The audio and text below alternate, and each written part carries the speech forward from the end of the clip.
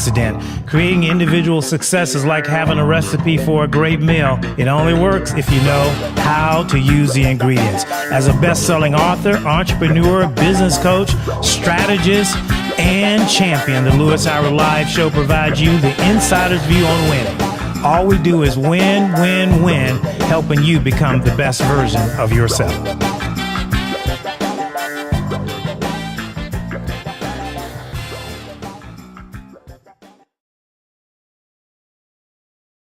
Indeed. Thank you for joining another conversation. I love conversations. Thank you for tuning in, whether you're downloading or you're catching me live. Don't go live very often, but we have tons of podcasts, well over 640 podcasts, if you can believe that. I don't even know where I found the time to do 640 podcasts, but I had some help with some friends over the years. I didn't do them all by myself. And so I'm thankful for those who jumped on the show from time to time. And of course, all the guests that we've had over the years. And we have had some great names on the show. And thank you for Blog Talk, the original audio platform, and many that have come along. We're on Amazon, we're on Spotify, Apple, wherever there's an opportunity. I get people hitting me up now to, add the show on. So honestly, I don't know where the show is. It could be anywhere. So if you just Google Louis Howard Live, it'll come up on any platform. And if you think you got everything, why don't you share with a friend? I'm sure we all know somebody that's in trouble, somebody that's got a challenge, and somebody that could use some help. I know I had some times I could have used the Louis Howard Live podcast. I could have used the Louis Howard book. I did have books, but I didn't have my own books at the time. And so don't ever think that everybody is just fine and they don't need any more help, or something you might do that would not be helpful. There's a saying in scripture which says that they that are well have no need of a physician. So I understand when people act like they have all together, they don't need a physician, they don't need help, they don't need money, they don't need anything, they got it. But you know what? Sometimes it's still good to make the offer. All right, jumping in today, I want to talk about one of my favorite subjects is the power of a dream. And really more important, your imagination. The thing that's beautiful about children is they don't know limitations. They don't know the word stop, quit. They just got one switch, and it is go, go, go, right? They can go from 6 o'clock in the morning to they crash at 9 o'clock at night. I have friends of mine with fairly young kids, and it's time for them to take a nap. And boy, they just kick it up another notch, right? Kicking and screaming, but it's time to take a nap. But kids also have the ability to dream.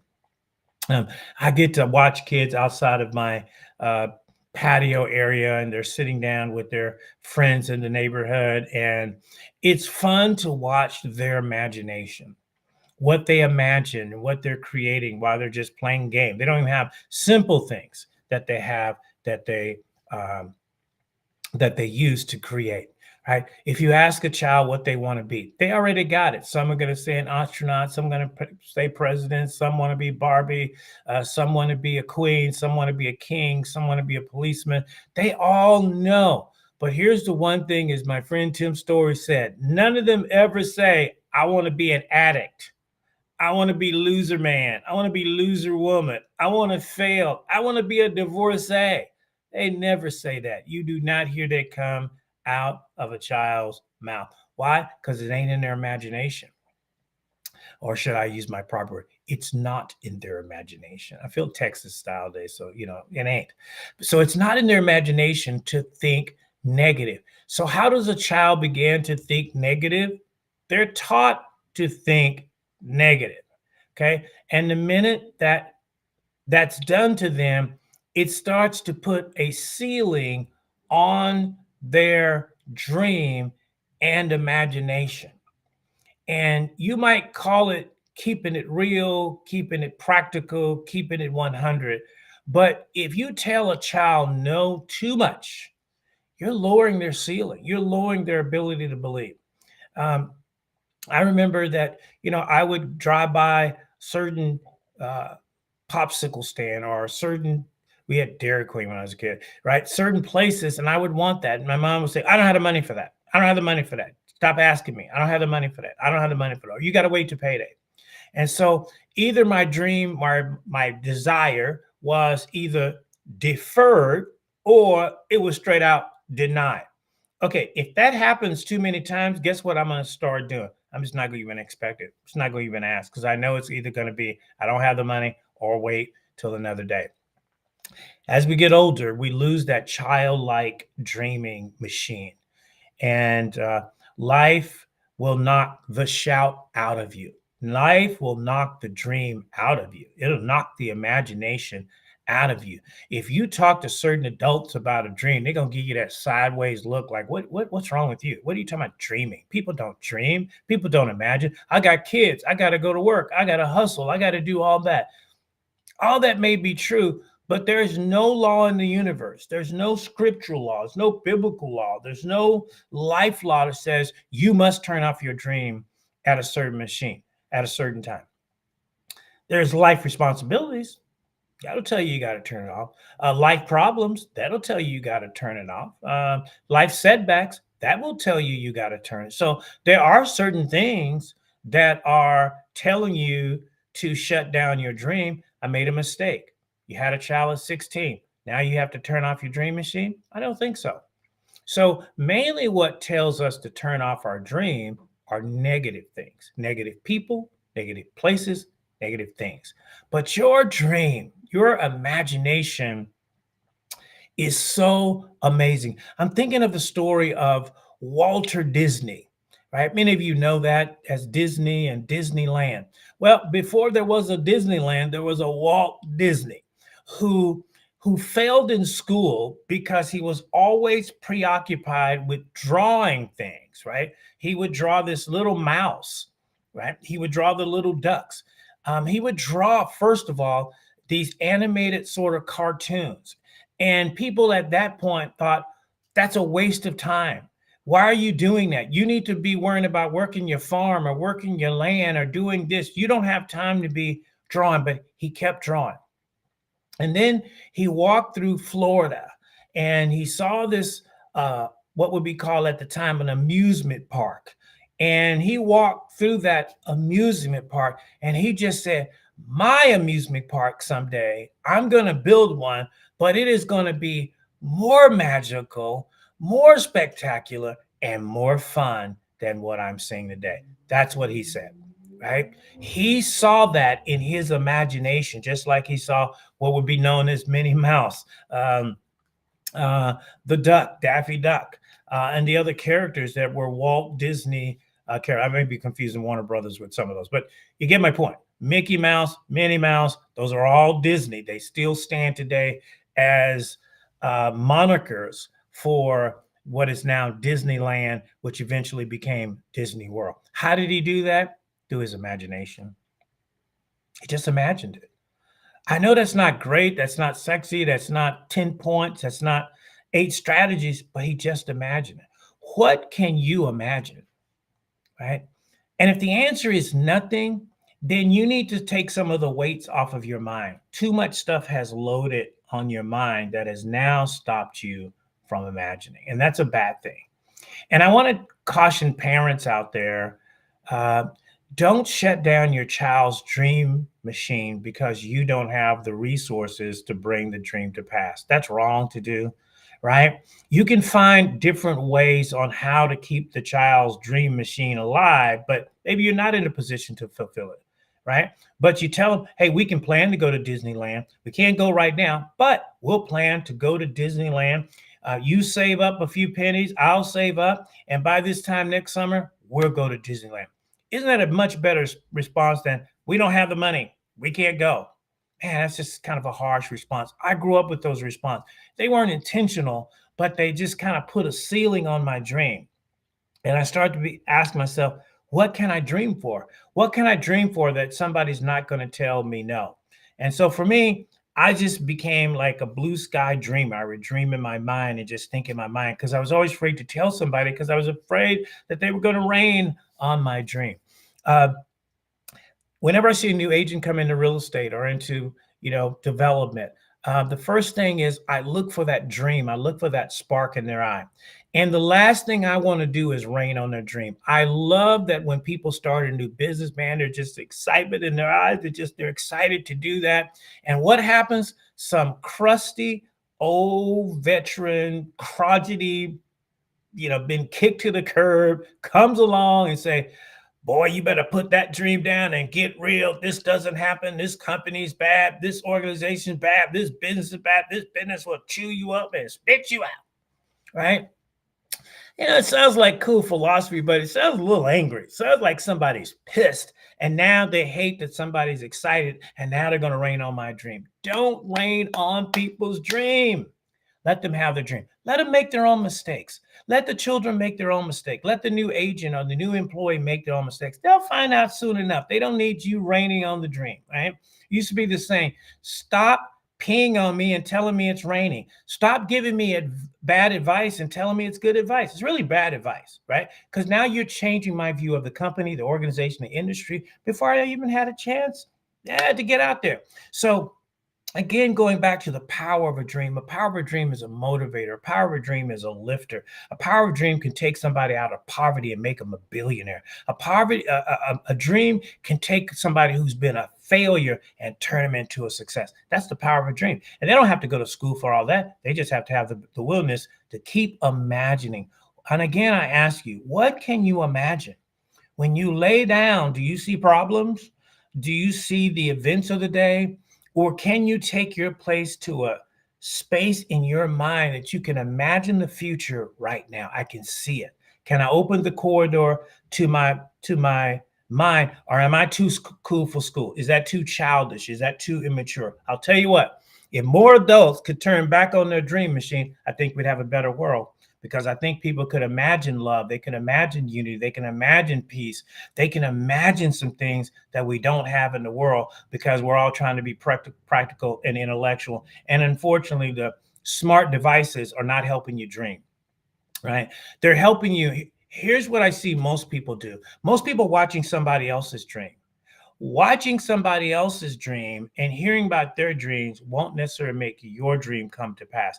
It's cool to hear about Tony Robbins. It's cool to hear about Elon Musk. It's cool to hear about Bill Gates. But what about my dream? God gave me something to do too. He didn't just give it to Bill Gates. He didn't just give it to the people that are successful, the artists and celebrities and athletes, right? I don't mind. I love watching NBA, just watch the NBA championship. That's cool. But I'm not watching to try to be like any one of those guys. I'm never going to play like any one of those. I need to have my own dream. You have your own dream. And usually by 5 or 6 or 7, is when the dream machine starts to come under attack. Usually when you go into school, you start getting around other kids, right? And the expectation starts getting higher. That's when most people, unfortunately, they stop dreaming. Or, as I said earlier, you make a life mistake, right? You get arrested, right? You get pregnant. You have a child.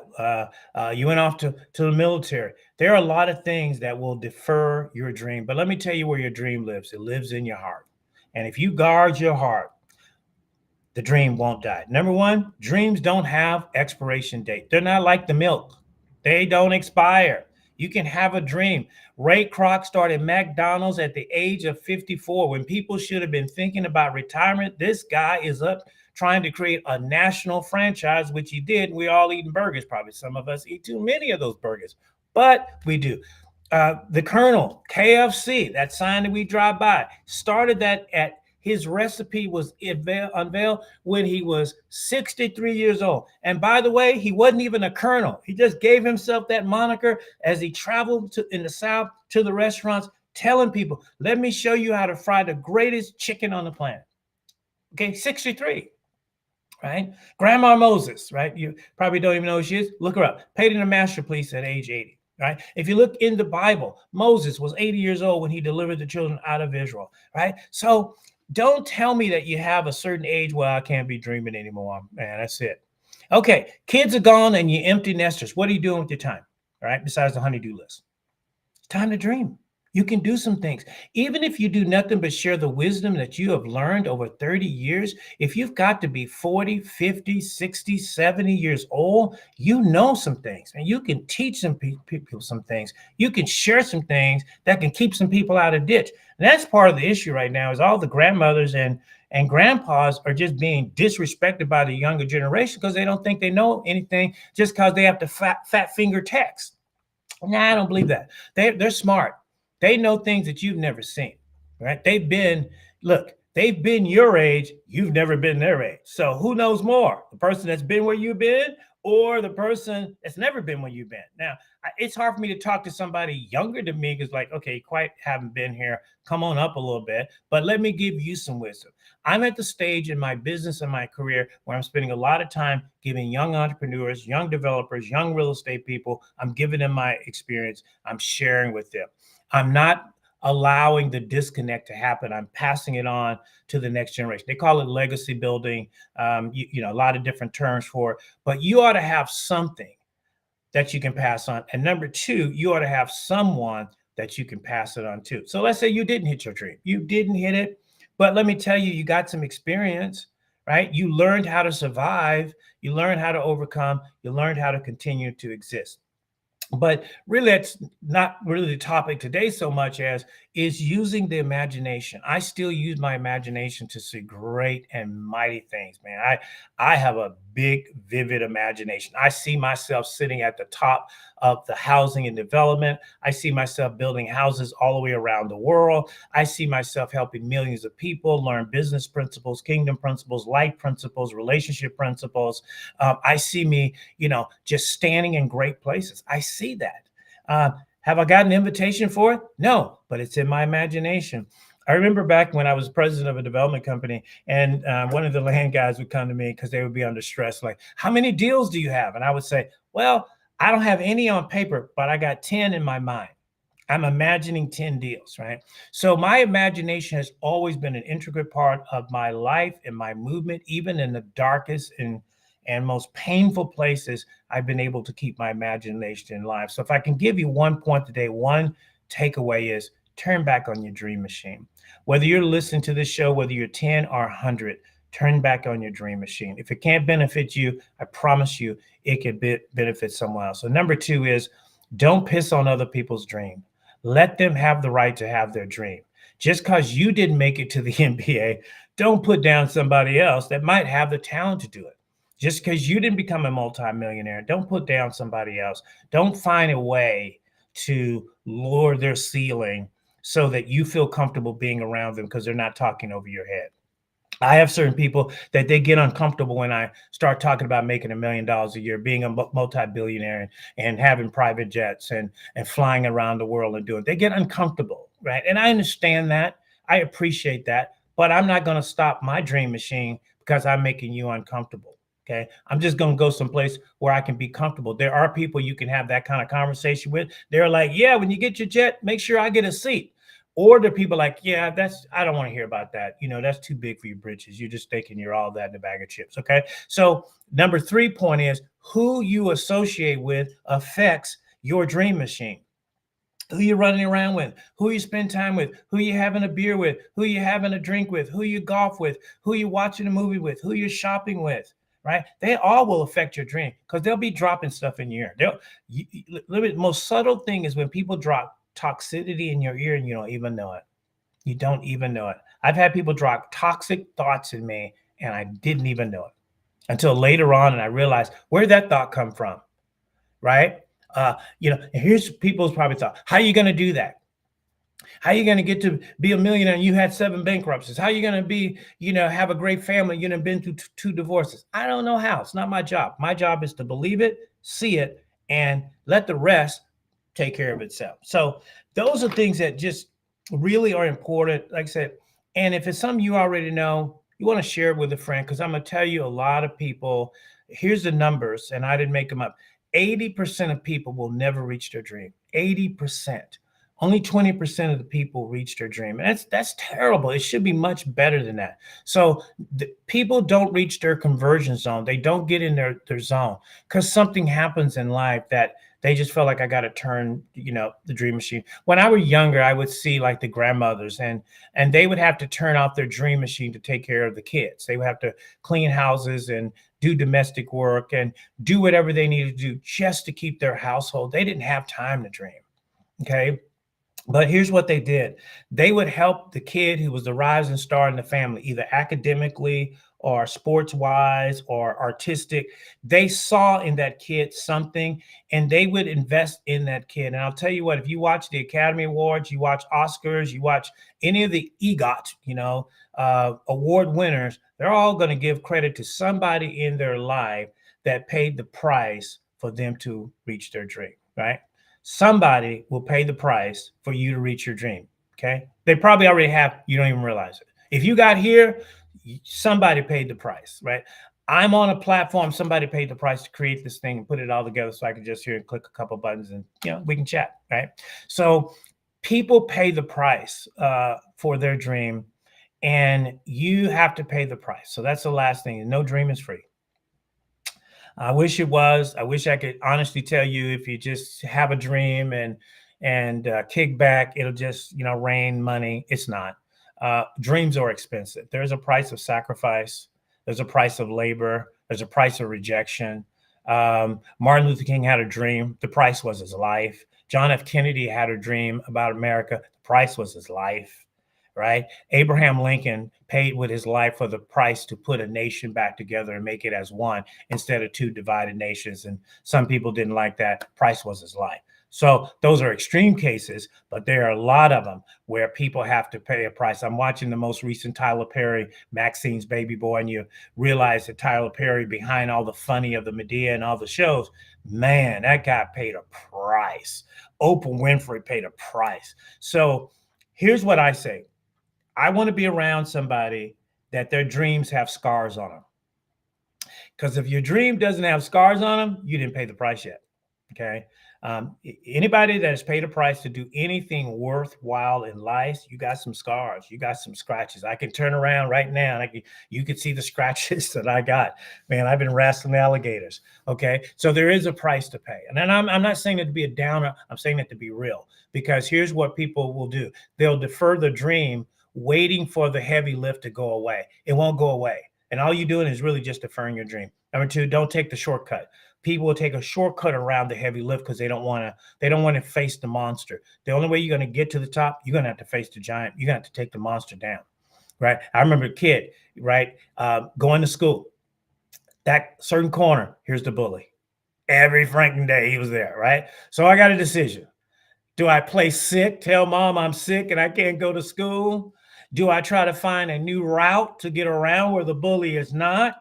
Or do I go face this bully? Do I go deal with the bully? Okay. So ultimately for me, I chose, to be honest, after a couple of times of taking a shortcut, and the shortcuts were really longer, I chose to face the bully. Okay. And I confronted him, and I was ready to go all in and fight with him. You know what? Wasn't even a fight. Because as soon as I stood up to him, he respected that, and we actually became friends.